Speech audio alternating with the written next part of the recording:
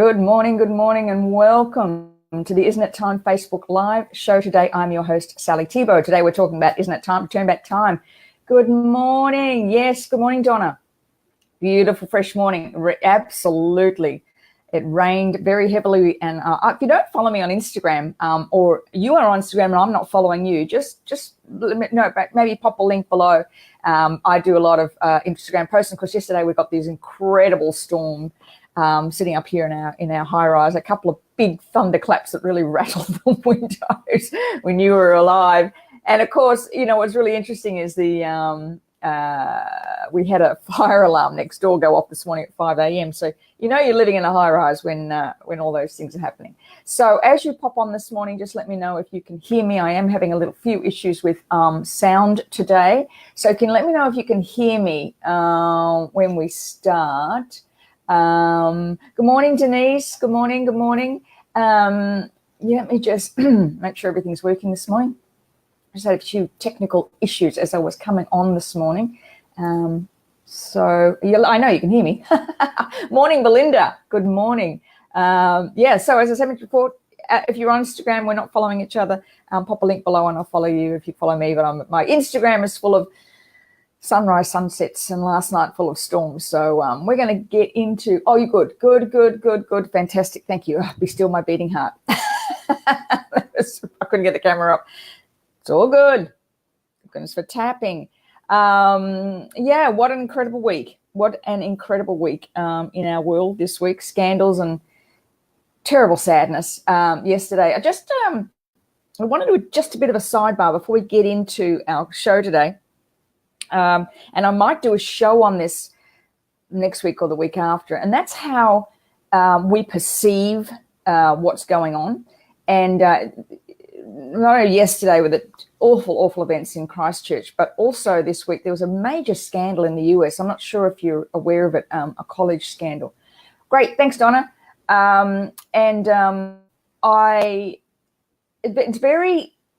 have to be very careful where you go with your thought processes when things like this happen, when that scandal happened, and also the attacks yesterday in Christchurch, is to be very careful how you frame that up in your mind, because it can actually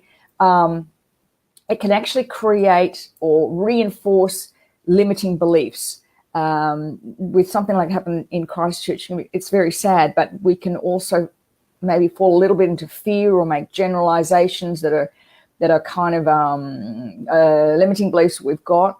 With the scandal that's happening, for those who are not aware, there's a big, huge college scandal in the US, and people have been bribing people to get into colleges. And I saw a lot of stuff come through my Facebook feed about, isn't that pretty typical of people with money, or, those people who are entitled and get what they want. That sort of feeds in to an old money belief. So just thought I'd throw that in this morning. Just be very mindful of where your thought processes go.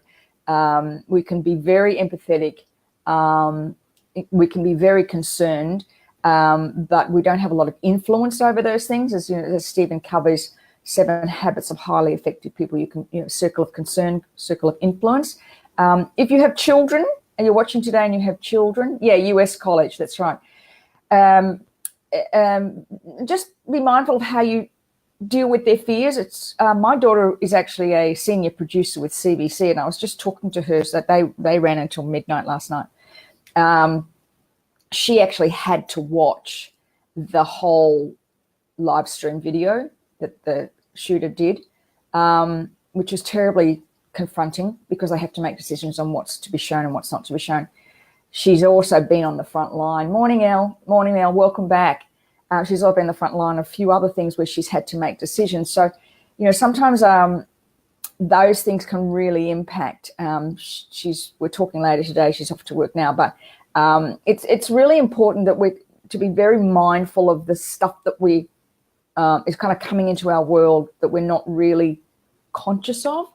But that US college one, in particular, for those of you who don't know, there's been a scandal in the US, and 2 of my favorite actresses are actually indicted on this, and there was a real sense of disappointment about these 2, because I quite admire both of them. So I have to be very, very careful of where my mind went for that.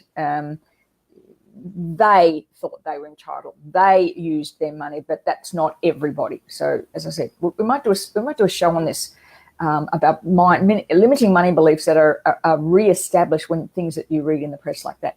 Yeah, Donna, it is a horrific job. She's she was up front and centre for the Lint siege thing in Sydney, the hostages in Sydney. She also saw a lot of footage of the Dreamworld tragedy. And they're making decisions all the time about what goes to air and what doesn't, but they're seeing the whole thing in her role as a senior producer. So it's, I always feel a lot for, having seen it from the inside, looking out for those senior producers. They really have to make some very, very quick decisions and make decisions based on what's the best thing for us to see, what needs to be broadcast, what doesn't need to be broadcast. And of course, often they're dealing with ratings, and so sometimes their decisions aren't being made with the best interests of people. She's working for an organisation that does put the best interests of the country at heart. So she's very fortunate. But it's a horrific. It can be. She does see the good side of life, but be mindful of those newsreaders and the producers and what they're having to put forward. So yeah, tough day yesterday. Love to all our friends who have family or friends in Christchurch. What that poor city is having to go through, man. I must admit, I was just feeling incredibly sad yesterday. What an awful thing to happen. So we can just send our love and our best wishes. And I always think that things like this, when they happen, are about us, and it kind of leads in a little bit to what we're talking about today, to really question our own lives. There is no, thank you, Donna, there is no certainty in life when it comes to, we're all, we've all got one direct route out of here. Some go earlier than others.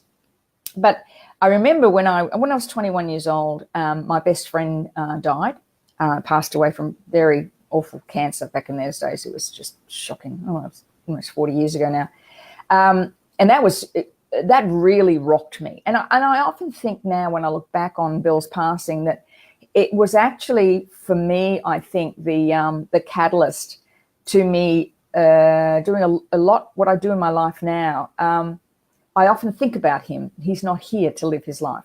And so my job, the best way I know how to honour him is to live my life. The best I know how is to not get caught up in silly things, is to just live life as if,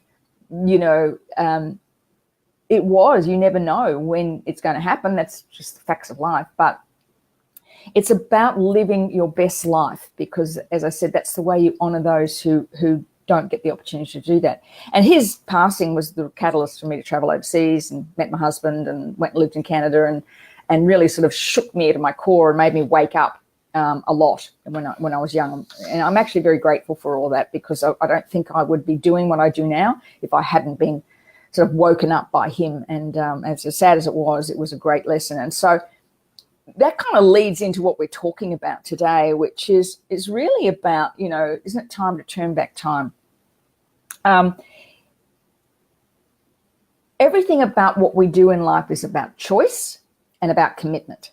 It's about the decisions you make that you're going to commit to.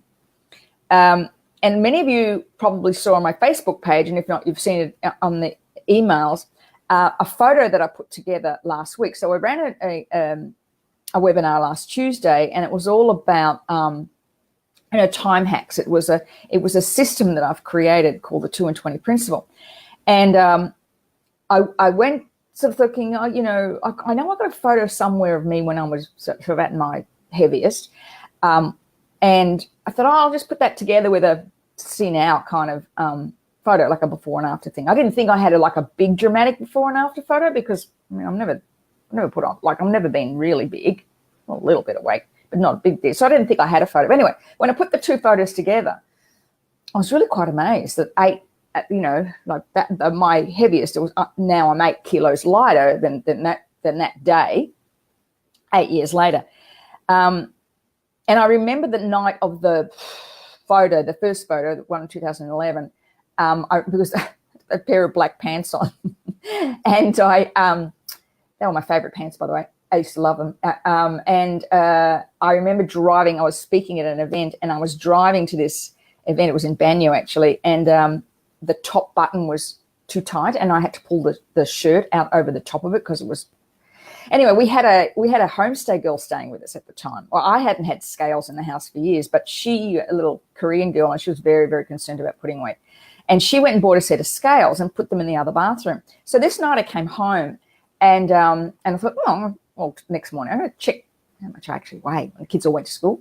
And I jumped on the scales. I nearly fell off them. I couldn't believe how much weight I'd put on. I'd come out from a job where I had to do a lot of activity. I was always up from my desk, moved to writing books and speaking, so I wasn't doing a lot of activity. Even though I was running 6K a day, I was 3 times a week. I was going to the gym 3 times a week. I was eating that kind of high protein, low carbohydrate diet everyone talks about. I won't mention any names. So when I look at that, I see that now. And then when I put the 2 photos together, because I've changed in the last 15 months with the 2 and 20, I couldn't believe it. Wasn't until Jerry said, gosh, it's like you're aging backwards. And it wasn't until I looked at it and I thought, hang on a minute, that does. That looks, I go, that's amazing. Anyway, so I started to do some more research. Now, I'd already done a little bit about this, but it was like, when you go, oh, wow, could be. So I started to do, and I came across a study that's, and many of you may have heard references to aging and how to slow down the aging process or even reverse it by lengthening the length of the telomeres. Now, the telomeres are they liken them to the little plastic caps that are on the end of shoelaces, those little kind of caps, and they sit on the end of our DNA. And as we age, those telomeres shorten, which is part of the aging process. But the research is showing that you can actually lengthen the length of those telomeres as you get older. And what was extraordinary was when I was reading this study, it was everything that I'd put into the 2 and 20 principle. I thought, wow, actually, this really works. So a couple of things I'll share with you. One is stress. That was the number one issue in this study that showed, and I'll be talking about this. I'm doing a webinar again on Tuesday night. I'm going to go more in depth into this. But they're talking about stress as being the number one factor in shortening that telomere, the impact on our body with stress. And so EFT, of course, and meditation are exceptionally important in lengthening those telomeres. And of course, in the 2 and 20, I talk about doing tapping and meditation every day. It's meditation, in fact, is the first thing I do every day. I don't even start without, and sometimes, I'll lie down about 12:30 or so and do some more meditation if I feel I'm kind of getting overwhelmed or tired. The second thing was maintaining a healthy weight. One of the studies was showing that it's the up and down thing that we do, that losing weight, putting it back on, losing weight, putting it back on, or if you are over your what would be considered your normal range of weight. The third thing was food that they talked about, and they talked about specifically, and I really want to drive this home because for those of you who know, I was in the fitness industry since 1980, and I've seen all sorts of diets come and go, and everything they're doing now is the rehash of what they did, in 1970s, 1980s. And it's nothing new. But the one thing that I do promote in the 2 and 20 and myself is to eat a Mediterranean type diet. And that's what in this study they were showing that particular way of eating, the Mediterranean style of eating, was critical in helping lengthen telomeres. Now, a Mediterranean type diet is rich in good fats like olive oil, avocados, fish like salmon,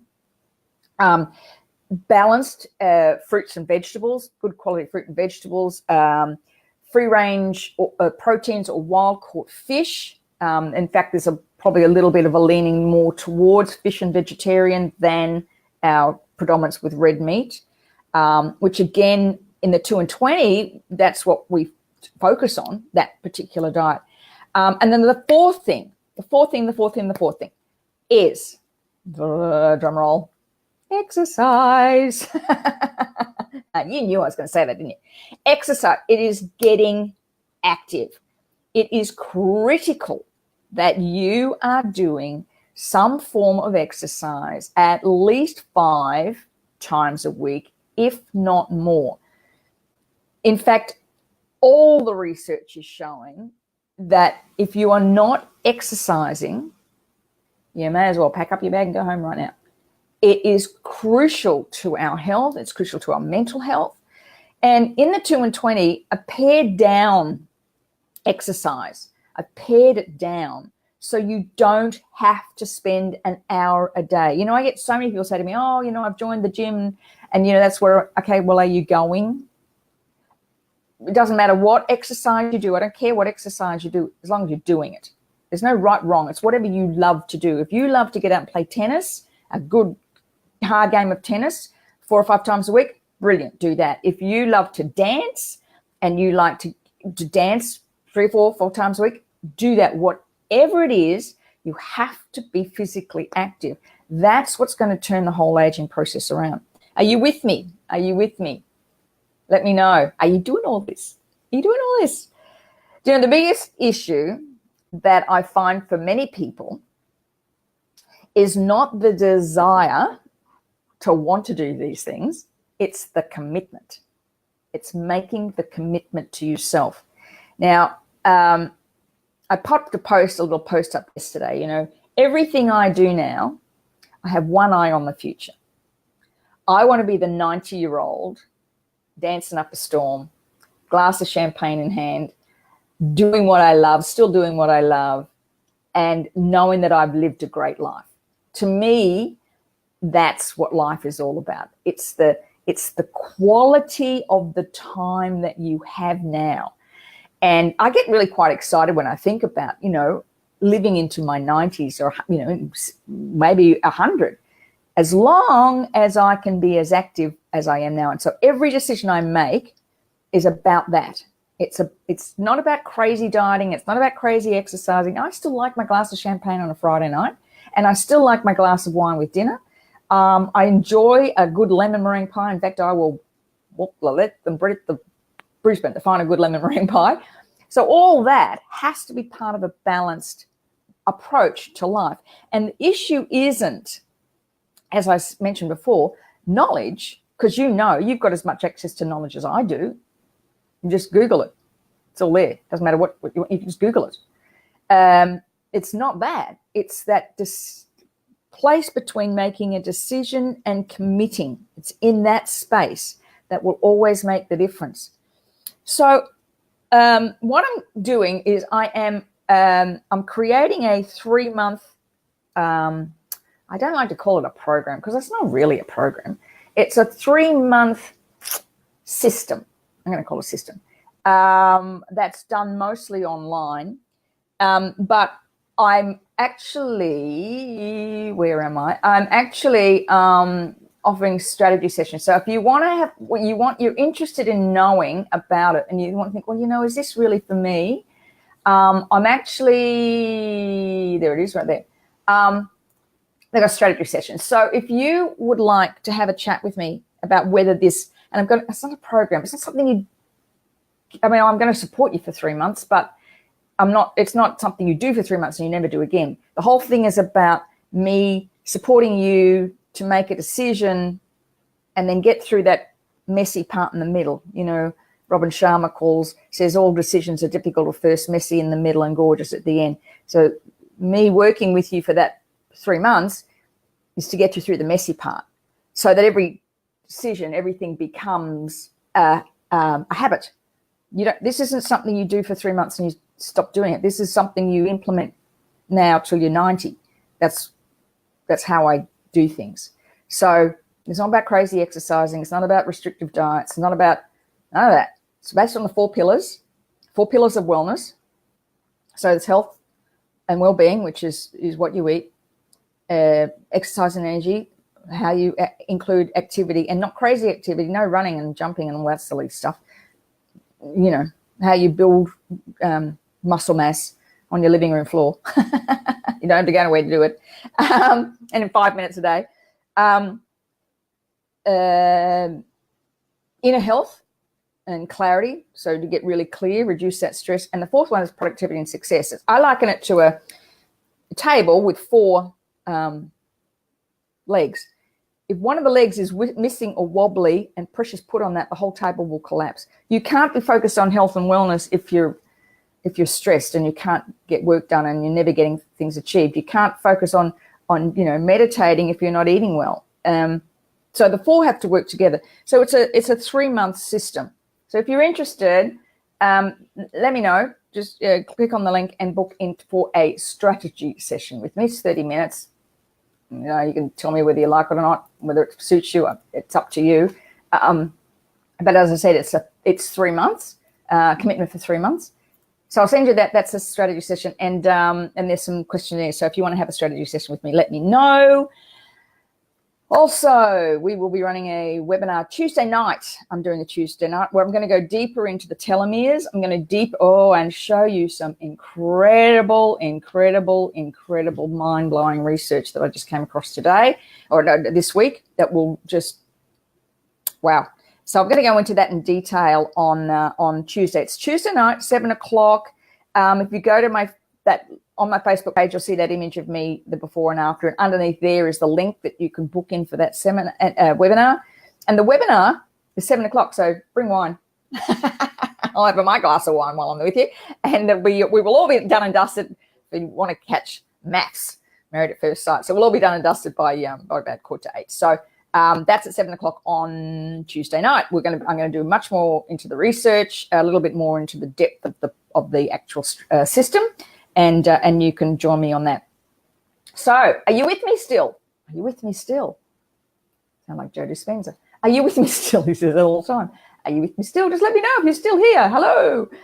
We have this delay. And, even when I close off, I often, when I'm closed, I can still see your comments coming through. So, let's tap this morning, shall we? We'll do some tapping. Anybody got something they want to tap on in particular? As if not, we might tap on not being able to make a commitment. Now let me know. All right, I might just go ahead.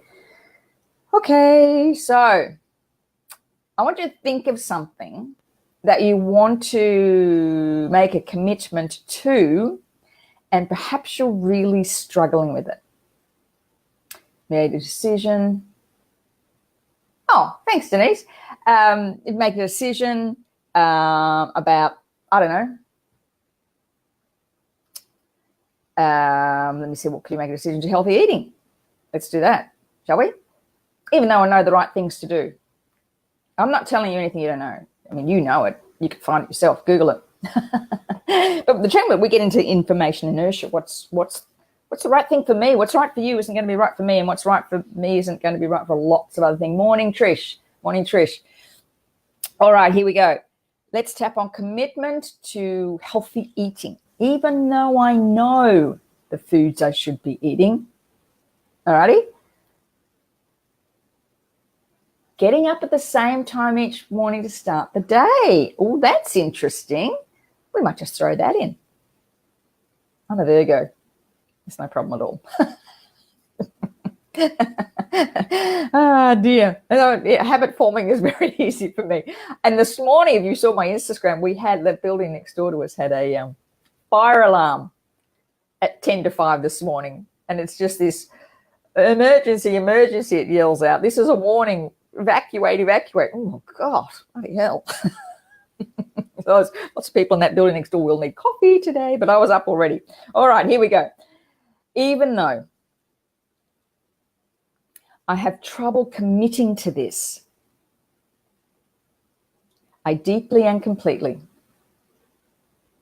accept myself and how I feel. Even though I have trouble getting up at the same time each morning. I deeply and completely accept myself and how I feel. Even though, yeah, Denise, it did, my husband included, even though I have trouble sticking to this commitment. I really want to stick to this commitment, but I really struggle. I deeply and completely accept myself and how I feel. Okay, tapping. I have trouble sticking to this commitment. I make a decision and I can't commit to it. I'm gung-ho to start with, and then other things just get in the way. I've struggled keeping committed to this. This commitment.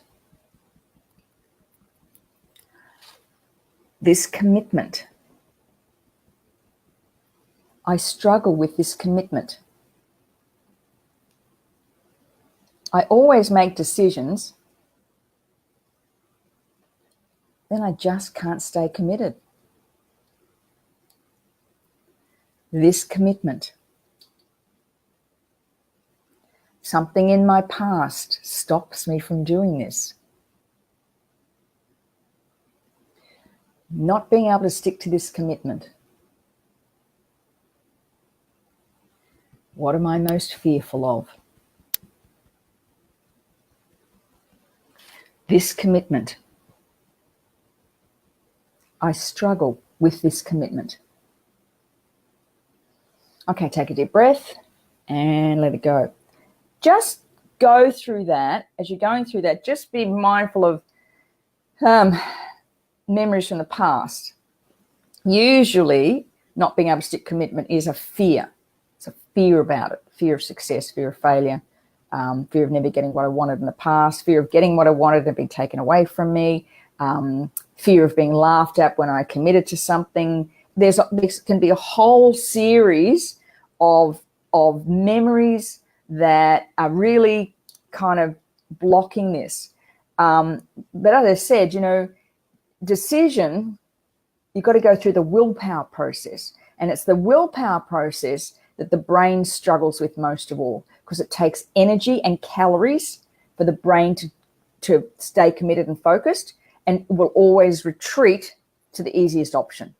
So Denise, for you, if you set a commitment, for instance, to get up at a certain time every day, the alarm will go off and the brain will go, oh, no. It'll automatically go to keeping you safe and warm and comfortable. It's just doesn't like that. So it's that messy part in the middle, the willpower, that's about 66 days long according to research. That's the commitment. And that's why the program's 3 months long. The system is 3 months long, to get you over that hump so that you can do that easily. That's what it's all about. All right, let's go now and do a reframe round. Measure that level, see if it's shifted any, your level of belief. Okay, tap. Even though I struggle with commitment, I choose to make this work this time. Yeah, I know, Denise, hey? Even though I struggle when I make a decision to stay committed, I choose to get to the bottom of that. Even though when I make a commitment, I sometimes struggle to implement it. I choose to figure out the reason why. I choose to figure out the reason why. I open my heart and my mind to all possibilities. I really want to find out why. I know all the right things to do. There's nothing wrong with my willpower. I've done this before. But something just blocks me. I choose to open my heart and my mind to figuring it out. I choose to value my worth. I choose to value me.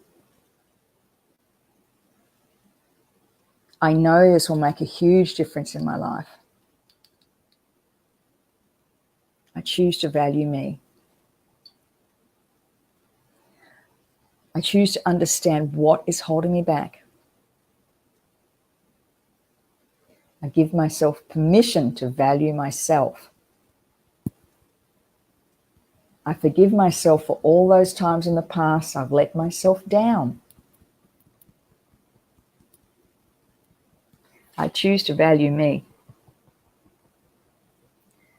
I choose to put myself first. Okay, just take a deep breath. Okay, so just check around that this week. Be mindful of the thoughts that come to you. Just, when, this is about committing to me now. Because if you don't start this process, when are you going to do it? You don't get to the bottom of it. You just continue living life as it always goes. And yet we have the opportunity all the time to make the change, the decision. The change happens the moment you make that decision and the moment you commit. So if you're struggling, let me know. We can have a strategy session. We can see if we can figure out what's going on. See if that system, the transform, what I'm calling it, transform your body system, I think, the 2 and 20 principle. See if it's a fit for you. May not be what you want, but we can have a chat about it anyway. So that is the link, and it's down below somewhere. I put it somewhere. Let me know if there was some stuff that came up. Thanks, Elle. You're welcome. Lovely to see you back again. Did you bring this rain with you, Elle? Maybe. Nice to have it. It's a little bit cooler today. How nice. All right, everybody, have an incredible weekend. Lovely weekend. Really, spend some time this weekend. Am I really living my best life? The best way to honor tragedy is to live your best life. Your best life. Enjoy and live your best life this weekend and always. And I will see you this time next week. Bye for now.